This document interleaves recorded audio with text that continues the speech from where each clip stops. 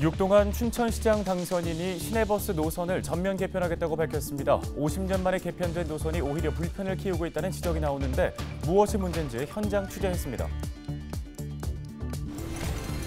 최근 원주 지역 신규 아파트 청약에 경쟁이 몰리면서 과열 양상을 보이고 있습니다. 하지만 아파트 전체 매매 거래량은 지난해보다 30% 이상 급감했는데 업계는 실거주 중심의 신중한 거래를 당부하고 있습니다. 평창군 대관령면 국립한국자생식물원이 다음 달 정식 개원합니다. 국내 최초 자생식물원으로 멸종위기 식물 보존과 체험 공간으로 기대를 모으고 있습니다. 1880년대 이후 지구의 온도가 지속적으로 높아지고 있습니다. 해빙 면적이 줄어들면서 해수면이 상승하는 속도도 빨라지고 있는데요. 더 이상 외면할 수 없는 기후변화, 숫자로 살펴보겠습니다.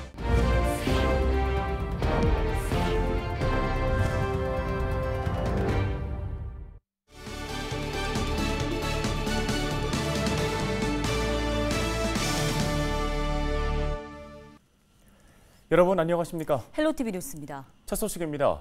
민선 8기 춘천시의 최우선 과제는 단연 시내버스 노선 개편입니다. 육동안 춘천시장 당선인 역시 여러 차례 노선 개편의 의지를 밝혔습니다. 네, 50년 만에 춘천 버스 노선이 개편된 뒤에 오히려 이용 불편이 더 늘었다는 지적이 많은 상황인데요. 무엇이 문제일까요? 양진호 기자가 현장 취재했습니다. 네, 지금부터 춘천의 시내버스를 타고 대표 관광지인 김유정역으로 찾아가 보도록 하겠습니다. 실제 운전을 했을 때는 20분 정도 걸리는 거리에 위치해 있는데요. 실제 환승 시스템을 이용했을 때는 얼마나 걸리는지도 한번 측정을 해보도록 하겠습니다.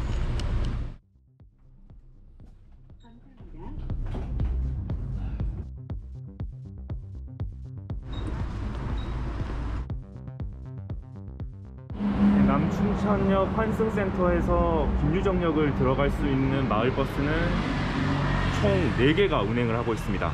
남산 1번과 2번, 신동면 2번과 3번이 운행을 하고 있는데요. 이 중에서 가장 먼저 도착하는 버스를 타고 김유정역으로 들어가 보도록 하겠습니다.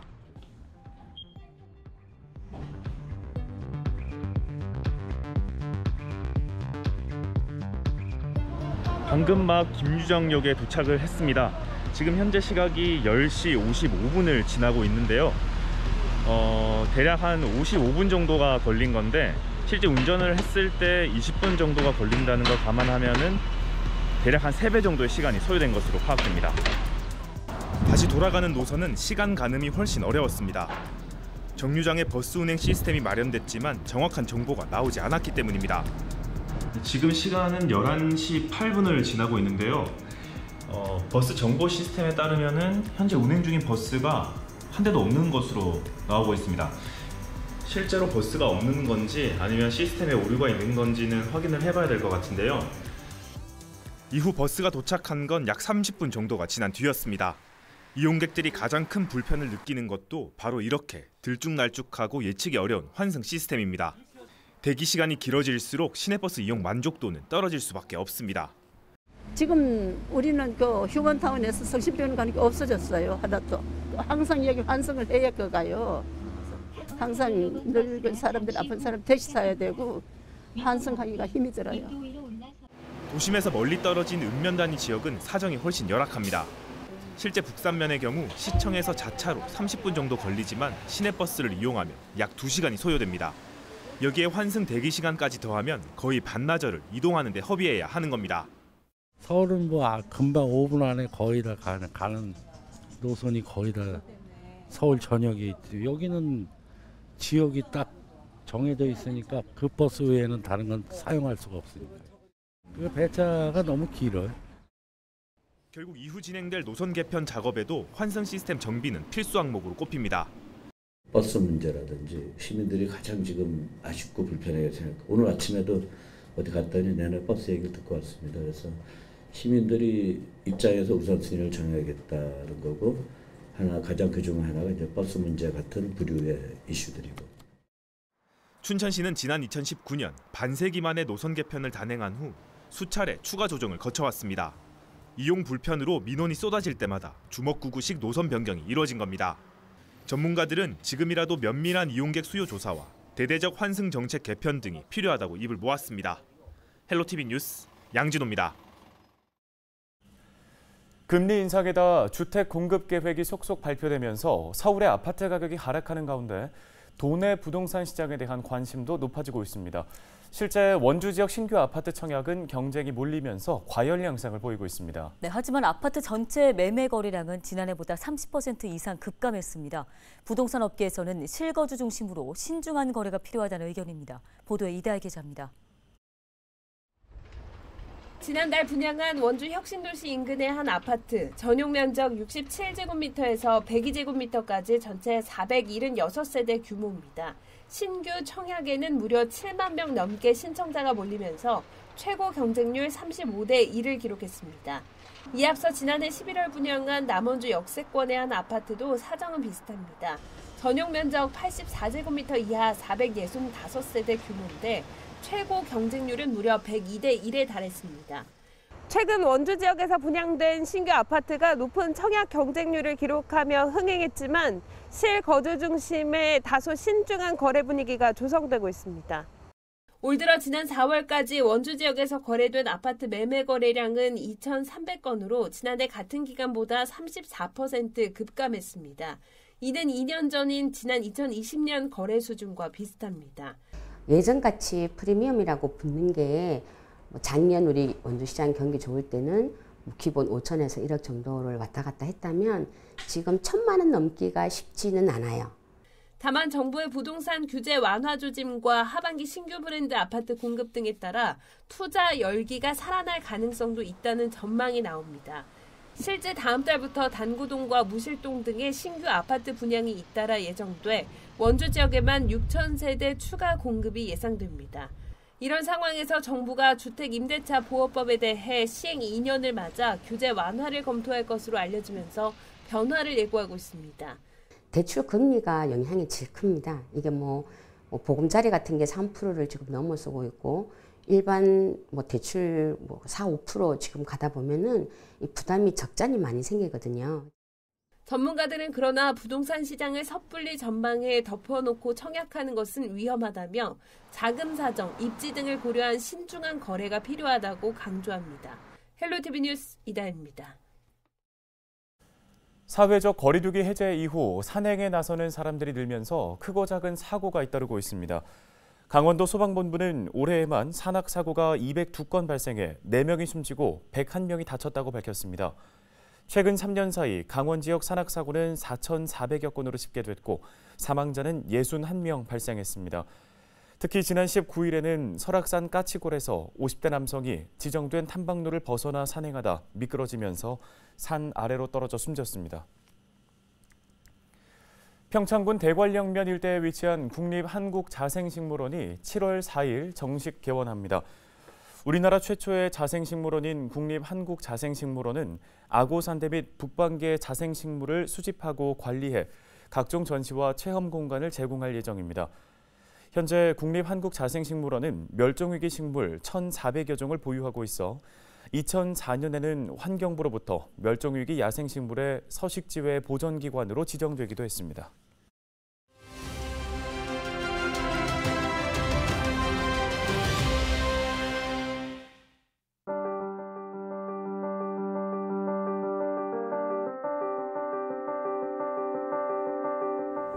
지구는 급격한 기후변화로 신음하고 있습니다. 지구가 아프다는 증거, 우리 주변에서 어렵지 않게 볼 수 있는데요. 여기 있는 이 숫자 역시 마찬가지입니다. 지구의 평균 온도 추이인데요. 보시는 것처럼 1880년대 이후 지구의 온도가 지속적으로 높아지고 있습니다. 네, 이어서 지구의 온도가 올라가면 북극의 해빙 면적은 당연히 줄어듭니다. 그래프를 보시면 해빙 면적이 줄어드는 폭이 시간이 갈수록 높아지는 모습입니다. 네, 전 지구의 해수면 변화 그래프입니다. 이렇게 해수면 높이가 올라가니까 부산 해운대가 10년 뒤에 물에 잠긴다는 말이 나오는 겁니다. 기후변화의 가장 큰 원인은 바로 이산화탄소입니다. 1980년 이후 전 지구의 연평균 이산화탄소 농도인데요. 보시는 것처럼 시간이 갈수록 농도가 높아지고 있습니다. 우리나라는 어떨까요? 온실가스 배출량이 지속적으로 증가하는 모습입니다. 2018년 기준 온실가스 배출량은 30년 전보다 3배 넘게 증가했습니다. 이것만 놓고 봐도 기후변화의 책임은 우리 인간에게 있습니다. 책임이 인간에게 있다면 이를 되돌릴 의무 역시 우리의 몫입니다. 지금까지 헬로티비 브리핑이었습니다.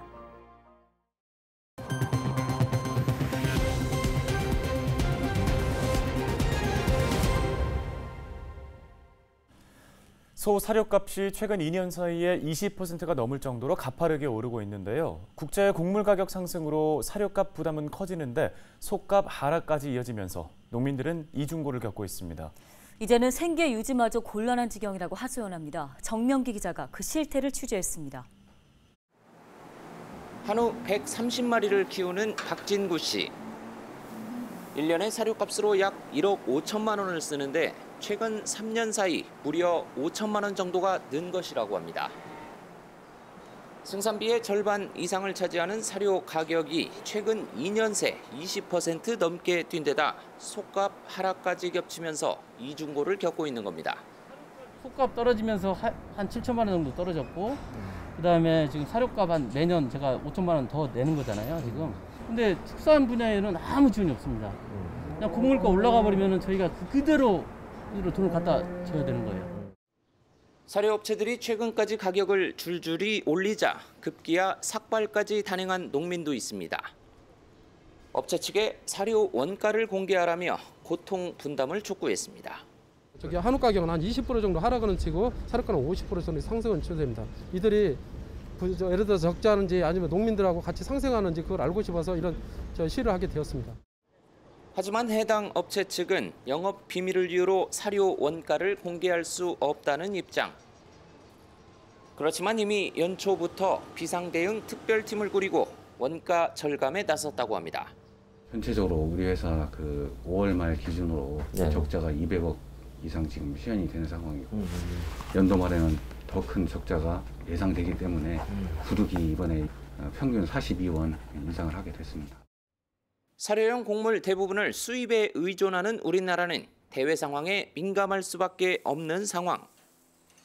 최근 러시아와 우크라이나 전쟁 여파로 국제 곡물 가격은 고공행진을 거듭하고 있습니다. 이 때문에 사료업체들의 원가 부담도 커졌지만 축산농가의 경우 규모가 작을수록 생계마저 위협받는 처지. 농민들은 사료 안정자금이나 사료 원료 수입 지원과 같은 대책 마련을 호소하고 있습니다. 문제는 주요 곡물 생산국의 전쟁이 장기화할 경우 추가 인상이 뒤따를 것이라는 전망이 나오면서 축산농가의 시름은 깊어져만 가고 있습니다. 헬로티비 뉴스 정명기입니다. 다음 소식입니다. 정선군이 2022 스파르탄 레이스 코리아 정선대회를 25일부터 이틀간 알파인 경기장에서 개최합니다. 이번 대회는 3개의 코스로 나뉘어 진행되며 국내외 선수 및 참가자 3천여 명이 함께합니다. 스파르탄 레이스는 달리기, 등산 등을 하며 벽, 언덕, 나무 등 장애물을 통과하는 경기로 2010년 미국에서 시작해 현재 60여 개국의 회원국을 보유하고 있습니다. 원주시청 공무원 노동조합은 직장 내 성희롱, 갑질 실태 파악을 위한 조합원 설문조사를 벌여 다수의 피해 사례를 인지했다고 밝혔습니다. 노조는 지난 6월 8일부터 15일까지 8일간 조합원 300여 명을 대상으로 설문조사를 실시해 답변 결과를 바탕으로 상사, 동료 등으로부터 성희롱 사례 39건, 업무와 무관한 부당 지시 등 갑질 사례 126건을 접수했다고 설명했습니다. 노조는 21일 민선 8기 시정인수위원회를 방문해 이번 설문조사 결과를 원강수 당선인에게 전달하고 향후 직장 내 갑질, 성희롱 문제 발생 시 외부 전담기관 설치, 재발 방지 대책 마련 등을 요청했습니다. 도시재생 1번지 정선군 고한 18번가가 국내 최초 마을 호텔로 자리를 잡아가고 있습니다. 마을 호텔 18번가 협동조합은 지난 2020년 1호점 개소에 이어 오는 23일 2호점이 문을 열고 운영에 들어간다고 밝혔습니다. 2호점은 고한 18번가 골목길에서 운영 중이던 기존 농어촌 민박을 가족 단위 또는 연인들이 여행 중 이용할 수 있도록 시설을 개선했습니다. 오늘 저희가 준비한 소식은 여기까지입니다. 시청해주신 여러분 고맙습니다.